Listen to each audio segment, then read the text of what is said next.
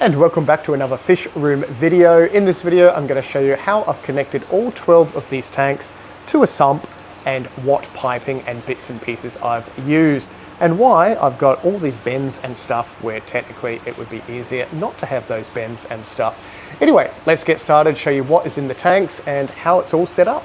So if you saw my last video, I had moved this whole system here, 12 2-foot tanks from around the side into this new stand, and it was 2 rows of 6. Now I've got 3 rows of 4.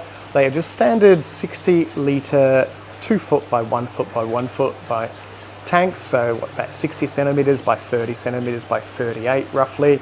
They are all got holes drilled in and they are overflowing into a sump behind these tanks here. So I'll go through how I've plumbed it up in the filtration in a little bit. But this main system here is designed to grow and breed tetras and soft water fish. So I think I've got a few pygmy cories, I've got a few celestial pearl dinios, some green rasbora, some very, very cool cherry barbs, and longfin albinos and long fins. A few of these fish I've bred myself, other ones I've just been given or swapped for other fish. Yes, wonderful stuff. And if you did see my last video, we had Hoplo catfish in my sump, which is behind here. So this is an L number system, which just means sucker catfish, fancy suckers. There's some fancy suckers there. There's another fancy sucker there, which are just little South American soft water catfish. Yes, but I had 3 Hoplo catfish from South America in my sump. I thought they were all girls, but actually discovered while I was filming the last video that one is a boy. And that is him right there with his whiskers. And the girls are currently gravid, so they are filled with eggs, and he has actually started building a nest of bubbles. So they're a bubble nest builder, sort of like Gouramis and stuff. And talking about Gouramis, I really need to show you how many baby Gouramis we've got. Ridiculous right now. But they build a nest of bubbles. What the boy does, boy will spawn with the girl, he'll fertilize the eggs, he'll look after them in the nest and chase her away. There's one of the big chunky girls there. Hello. That's the other big chunky girl. Very, very cool fish. I do want the albino Hoplo catfish because they are awesome. Hopefully I'll get some of those this year and spawn them as well. Oh, here comes the boy. He so wants to breed. Isn't that a cool catfish? So the boys have got the big pictorial fins, so the big bushy spiky bits on each side. And generally they're a little bit more big and rugged. And the girls are fat and look kind of cool like that. And underneath he's got 2 very big breastplates, and the girls have only got smaller breastplates, but you can't see that unless they decide to swim, and he's not deciding to swim. Anyway, in this tank we have tiny little micro rasbora. So these are sparrow rasbora, super, super shy. They may consider, oh, they are considering coming out. Come on. Come on guys, come on girls. They max out at about 2 centimeters. They are one of the smallest little tropical fish you can get. I know, the females are all filled with eggs. I need to separate them and spawn them and grow the fry up. I haven't done that yet. And anything that spawns in here, the babies are just too small. They just get eaten, unfortunately. This tank here, we have some pygmy cories, which, well, there's some right at the back. There's one. Oh, okay, impossible to sort of see. We might see them around the other side. But again, a really small South American catfish. And I think I've just got a pair of blue rams in here and some really cool tetras. I'm pretty sure they're called scarlet tetras. They're like a black neon, but they're red, if that makes any sense. Yeah, they sort of came in one of the unboxing videos, but they were just no good. A few deformed ones, and most of them were dead, so they've just been quarantining at home for the last 6 months or so. They're fine now, but they're my fish now. They just stay there and do their fishiness. So I will spawn those once they mature a little bit as well. I think down the bottom here, there's some emerald rasbora somewhere. Oh, there they all are. Terrified because I just moved them the other day. You haven't seen emerald rasbora. They are a really, really nice fish, but they do not look really, really nice in a clear bottom tank like that. So I will need to move them into a more settled tank soon. These are just spawning tanks that I had around there, and I've just moved the tank. the water and the fish and dealing with it later. I just don't want to move them 20 times in a week, so I'll let them settle before I move them again. In this tank, we have some awesome green Rasbora. Thank you very, very much to the viewer that asked me if I wanted some, and we did a trade with some other cool fish. How nice are they? Now, all the girls are completely filled with eggs, and the boys are ready to breed. They were spawning in here, but again, I need to separate them to spawn them somewhere and then grow up the fry. And yeah, limited amount of time, but they're conditioned. I just need to do that. So I think I might fill up some more tubs. And talking about tubs, we will get back to those fish in there. These tubs here, if I can find my torch, let me come back and find a torch. Okay, that took me far too long to find a torch, but we have a torch. So these tubs are, I think, about 220 litres, but they are awesome for growing fish. And if we can find a fish, oh, there we go. If we can sort of see those, kind of see them, kind of not. They are Gouramis. Where are you? There you are. Those are gold Gouramis. There are a fair few of them in here. I'm just growing them up in the tubs until they actually start looking like Gouramis. But in this tank, well, this tub, I should say, you should see how many there are. If we can zoom in. Oh, they are so hard to see. This is a black tub with a torch. Those little black specks that you can see in the middle of the torch are all Gouramis. The whole surface is absolutely covered in them. So these are all pearl Gouramis in here and gold Gouramis in there. So the water temperature is about 27 degrees Celsius. They will spawn 24, 25 on average, up to like 30 degrees sort of thing. Long as the Gouramis don't have cold air when they develop their labyrinth organ, which just means that they breathe through the surface. So if you've got them in warm water and it's cold out, they're going to pretty much die when they take their first couple of breaths. Yeah, it sounds weird, but yeah, they need warm water to sort of survive and be happy. But saying that, these tubs are pretty awesome. I'm using one of these as my sump for this system. And yes, the filtration on this system, well, it's not really filtration, it's more giant mess. I know. What you want to do with your pump and your sump is not have all these bends and elbows and stuff like that. Every time you have a bend, it's reducing pressure, and you need more pressure or more flow for it to go up to where you want it to go, if that makes sense. The reason I have so many little bends and stuff like that is because I've pretty much used all the PVC tubing from the old system, which was along that wall, which is not there anymore because it's not there anymore. And I didn't really want to do a whole new system with PVC because I've got all the fittings and stuff. So where I've cut it, I've joined it, and where I couldn't cut it or where it was just too stupid and awkward, I've just done like elbows. Ideally, I would have had this around the other way. So this pipe here would actually be down here where the pump is, and the pump would just pump straight up and then go through like that. But I had to work with what bits and pieces I had. And saying that, I had to do the same with the overflow system. So the way that this overflow system works, there are holes drilled in the tanks. Very, very easy to do. So you just need a drill bit and a glass hole cutter. And I probably should show you that because a lot of people don't know what they look like. That's what that is. You can get them off eBay. They come in all different sizes. Then you just need to drill like one of these. And obviously you need to wet it so it doesn't crack the glass, and don't drill a tank that's already filled with water. Old glass tanks do not drill well as well because the longer, because the longer the glass has been sitting around, the more likely it's going to crack, if that makes sense. There's a whole technical side of why that happens, but if you want to drill a tank, use a new tank or a relatively new tank. Anything after 3 or 4 years, they tend to just crack. So if you've ever tried to drill a tank and it's cracked, it's probably just the old glass, I would say, or you're doing it wrong. I do not have a tank. Of course I've got a tank. I do not have a video on how to drill the actual tanks, but there is a few old videos I've got where it shows me drilling them and stuff. But really, it's pretty straightforward. Google that, it'll show you how to do that. But once you've got your holes in your tanks, You can just use any little overflow. These are bulkhead fittings, and I probably should show you those as well. You can buy them from aquarium shops and produce places and pet shops.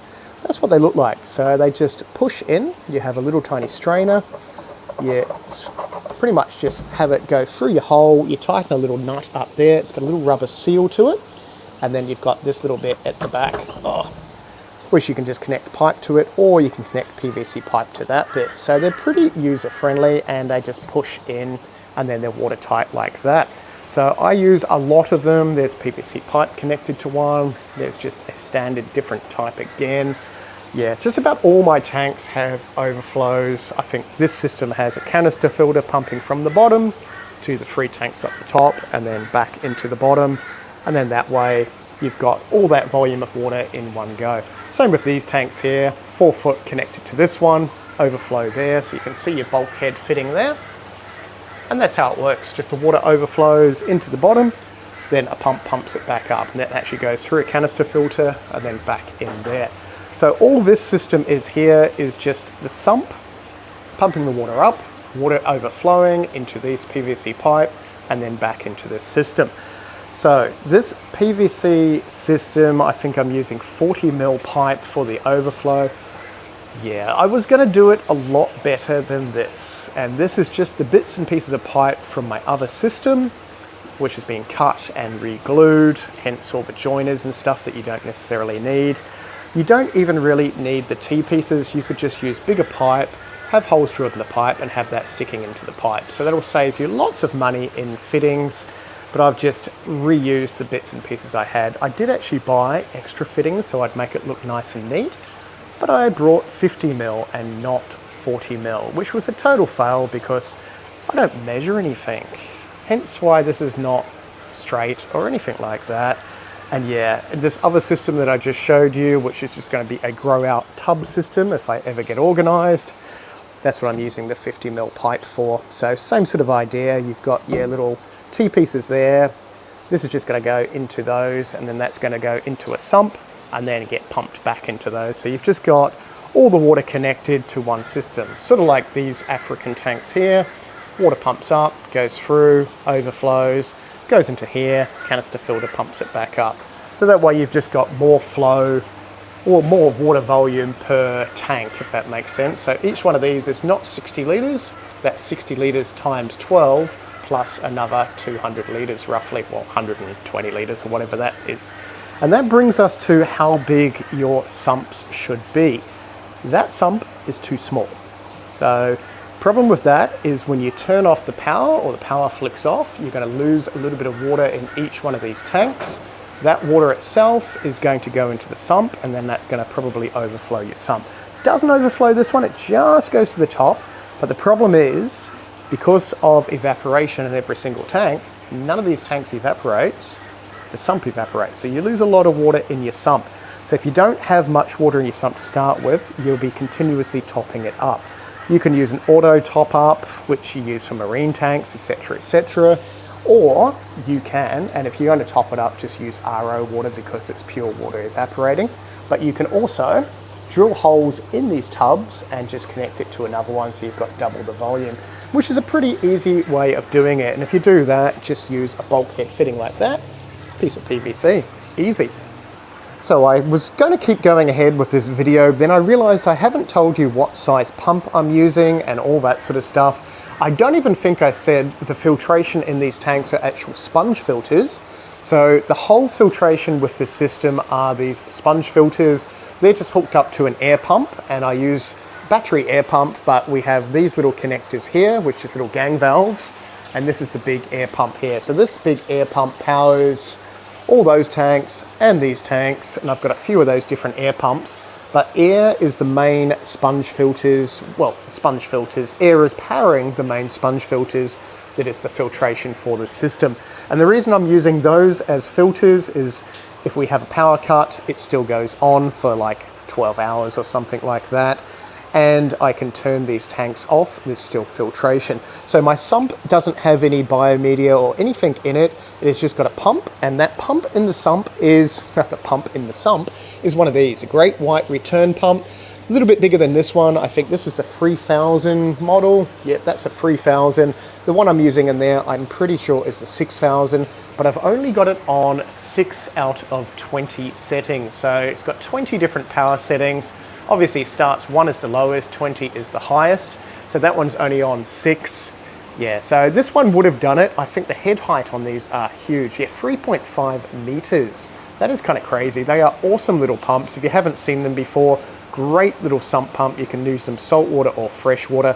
I'm sort of changing all my sump pumps into these because they're just more user-friendly. You can just adjust it to whatever you want. I am not sponsored by Delure. I had to buy this pump, unfortunately. Hey, you should give me a free pump, Delure. Not going to happen. But anyway, that is the pump I'm using for the sump. Completely left it out of this video, and I was almost about to upload it, and then I thought, oh, I better add this in here. Any questions about these pumps and stuff like that, comment down below. Let's get back to pipes. So in the future video, you'll see I'll have a bigger sump, but this was just temporary so I could get this whole system sorted. Not too bad. This is the back end, and it's not that ugly. If you've got any questions about any of it, just comment down below. Yeah, but ideally, hardly any bends in your return pump, and this is just designed for the water to slowly trickle through, not tons of water going through it. And as I said, I can turn off any of these individual taps because they're just normal PVC taps like that. And then I can grow up baby fish or spawn them and alter the water chemistry in individual tanks. So with heating it, you can obviously have a titanium heater on a controller in the sump, or you can just have individual heaters in the tanks. Or if you've got it on a permanent system, you can have a couple of heaters in the tanks, and that will just keep going through and maintain the temperature for you. But that is where we are with our little mini grow out, spawning, breeding tank system. There's other fish down there. We didn't get back to what these fish were. And the other tanks, I have some really nice long fin cherry barbs. Look at them. Cherry barbs I've bred myself. That's an albino. There's some normal long fins somewhere in the back there. I think they are baby neons that we did spawn a couple of months ago. So they're pretty much adult size now. Random loaches lurking around in the subwasser tank. CPDs, more CPDs. I think I showed you those. Yeah, I showed you those. If I didn't show you those, I'll show you those in another video. But before we go, check them out. We have some angelfish, some weird blue type of angels. They keep eating their eggs, so I thought I would separate them. So they're in a little tiny tub at the moment. And they are wiggling and they're happy. So I'll move them to a bigger tank and start feeding them once they're free swimming. So I think we've got about 2 or 3 days before that happens. And before we go, as I just said, before we go, oh, that's a terrible angle, isn't it? Can we even zoom in? There we go. We have some more baby fish. So these are long fin bristlenose. Yes, I managed to save some. So they're just sitting in that little tiny tub, the water flowing through. There are mum and dad there. Yeah, mixture of calicos and albinos and normals. I'm pretty sure it's an albino with a het normal, so some albino babies and some normals. But anyway, that is where we are with baby fish. Oh, no, it's not where we are with baby fish because my rostratus spawned the other day, and we should show you them because, you know, it's not like all eggs don't look exactly the same, do they? Okay, they all look exactly the same. How freaky is that? Yeah, okay. Those are rostratus. That's a Malawi cichlid, totally different water quality, so their pH is about 8, 8.5. Oh, that's really freaky, isn't it? Look at them. Look at their beady eyes. Okay, they're big, fat pile of beady-eyed fish. We are sort of spawning a lot of fish at the moment. Tons and tons of Malawis. There is Mr. Male rostratus down here. How pretty is he? He is a pretty fish. So I will have some of these available once they mature. Well, once the babies grow up, once they mature, yeah, it takes about 2 years to get to this size. How cool is that? There's some ladies. These are the same fish I've been growing up for the last 2 years. Here's a lovely fish. Anyway, if you did like this video, click the thumbs up so I know. If you've got any questions about this system, just comment down below. Yes, the piping should be done a little bit better than that, but it is what it is and it will work. Anyway, we will see you in the next video. Thanks heaps for watching.